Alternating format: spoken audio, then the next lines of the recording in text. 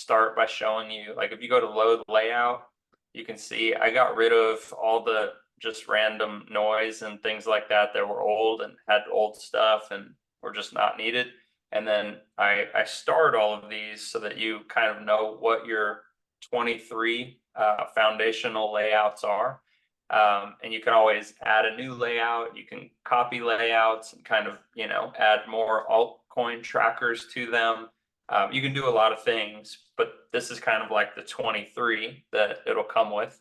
So you've got 10 that are literally just mostly built for looking for opportunities with altcoins, which is all these alt set 1 to alt, they're not in order right here, but alt set 1 through alt set 10. So that's going to be a total of 80 different altcoins that you would scan in a matter of probably minutes, maybe like 10, 15 minutes, depending on how you do it. But that's pretty awesome. I'll take you through some of those. You have the core 4, which is basically lets you know what's going on with the S&P 500, with DeFi, with Bitcoin, and with Total 3. And Total 3 is just like gives you an idea of what's going on with majority of the top 125 altcoins in crypto, right? Like on coin market cap, that sort of thing. So it just kind of gives you a good like baseline average. Like if it's super bullish, maybe alts are bullish and you can at least use that data. If it's choppy and indecisive, then you really have to look at the charts of the individual alts. If it's bearish, then you probably don't want to be going long, on any alts. So there's some insight there. Sometimes when the S&P 500 goes bearish, crypto follows. So it's just worth kind of being aware of what's going on there. And then, of course, everything kind of follows Bitcoin. So being able to monitor Bitcoin is probably the number one reason to be able to pull this up. I'm not sure if you're into DeFi. If you're not, probably will be soon at some point. And so it just gives you an idea of what's going on with the total DeFi market cap, which is cool. Okay, so that's that. Flex Micro. I'm going to use my little annotation here. So these right here, Flex Micro and Flex Midterm, these are kind of similar.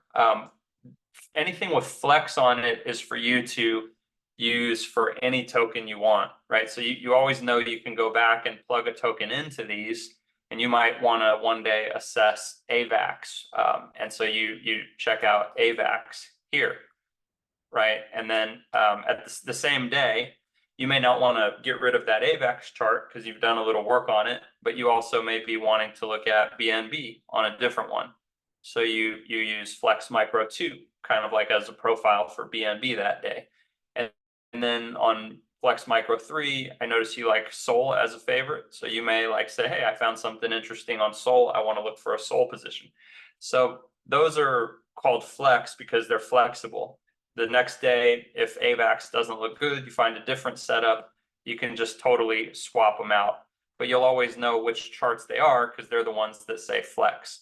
The reason that they say micro is because they're all set up with like intraday, maybe going into a trade that could end up being a multi-day, but not super long-term type of layout, right? They're like maybe like 24 minutes. I think 4 hour is the longest time frame on these.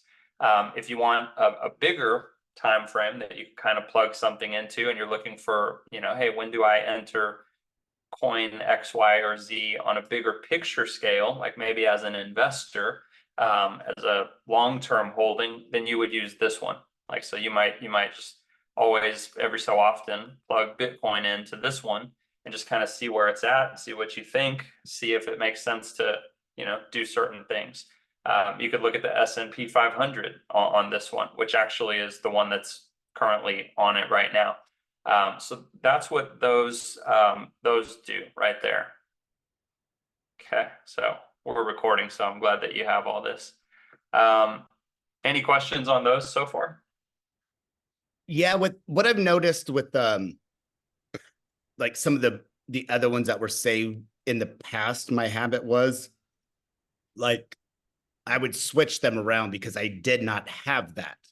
Yeah. And then I'd close it out. It would ask to save the chart. I'm assuming on the Flex, if I go to close that window out, it's going to ask me the same thing. Do I want to save it or not? Is it something that I should never save and just always keep the No, I mean, the only back thing that's template? the thing that's I think the thing that's powerful about that template is the algorithms that are loaded, so the indicators themselves, and then the timeframes that are preloaded. You can put in any asset you want anytime, and just you know that you can always go for short-term assessing of what an asset is going to do, whether it's crypto or stocks, for options trading or anything. You can go to any of those three and change the assets as much as you want. If it's something that you know you're going to be in for a little while, then you might save it that way so you can make sure you don't lose your work if you have any kind of like asymmetry calculator or whatever on there.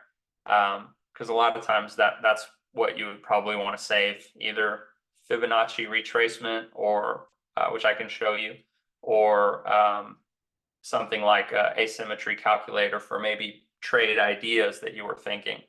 But those are flexible. You can change the assets in and out, and you can even adjust the timeframes if you want. But I kind of gave a baseline for what it looks like. So I'm going to take you through what those look like too. And so I'll kind of probably answer those questions as we go to. Folio monitor, short for portfolio monitor. This just happens to be a handful of cryptos I own. So there's 8 here. There's 8 here. You can actually use it for stocks. I have a stock in there with my real estate company. You can use it for crypto. You can use it for whatever you want. You can even make more of these, right? If you have, this is set up for watching 16 different assets. But if you had like 32, you could make 2 more of these and you'd have folio monitor 3 and 4. All you have to do is make a copy and then add the algos to that copy, which is pretty easy. I'll show you how to do that as well. Or if we get to it, if you get to that point, you can always ask me and I'll show you. But this is literally built to monitor your longer term positions.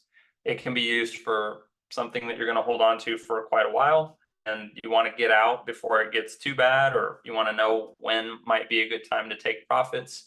And then it's also good for maybe when you want to buy into something, right? If it's something seems to be at a really nice low, you can jump into something.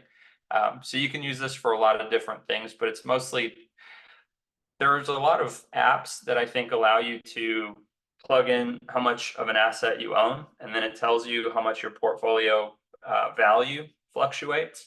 There's not anything that really tells you what direction the value of the assets is likely to go. And so this folio monitor is not built to tell you how much holdings you have, which is the purpose of a traditional portfolio tracker. This one is more to like give you some insight on the trajectory of each of your assets. So I'll show you kind of what that looks like. But that's what these are. They're for your longer term holdings. Let's see. Okay. Next, I keep scrolling down. These here, where's the pencil? There it is. Okay, so these here, this is a chart that if you want to use it, it gives you insight on Bitcoin dominance, and then it gives you some insight on an asset basket called others.